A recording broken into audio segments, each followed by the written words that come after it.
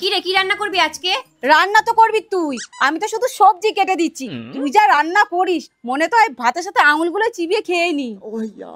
সত্যি তোর রান্নার জবাব নেই রে। কি যে বলিস না তুই, দে সবজিগুলো আমি কাটি। না, আমি সবজিটা কেটে দিচ্ছি। আরে ভালো রান্না করতে গেলে আগে সবজিটা ঠিক করে কাটা শিখতে হবে, বুঝলি?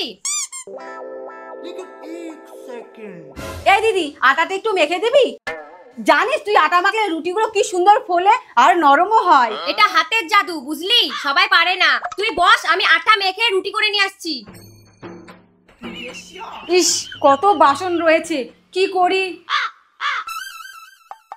হ্যালো মা, জানো আমার জায়ের হাতে জাদু আছে। ও বাসন মাজলে বাসন একদম নতুনের মতো চকচক করে। হ্যাঁ সত্যি বলছি মা। এই তুই যা, গিয়ে মায়ের সাথে কথা বল, আমি বাসনগুলো মেজে দিচ্ছি। আয় আয়, বস তো এখানে। সারাদিন শুধু কাজ করলেই হবে? ফ্যানের তলায় বসে টিভি দেখ। টিভি দেখতে দেখতে জামা কাপড়গুলো ভাঁজ করে দে না, তোর ভাঁজ করাগুলো খুব সুন্দর হয়। জানিস দিদি, আজকে শাশুড়ি আসছে। কি? হ্যাঁ রে, সেই সকালে বেরিয়েছে, এক্ষুনি চলে আসবে। এই সর সর। কেন? আমি আজকে রান্না করব।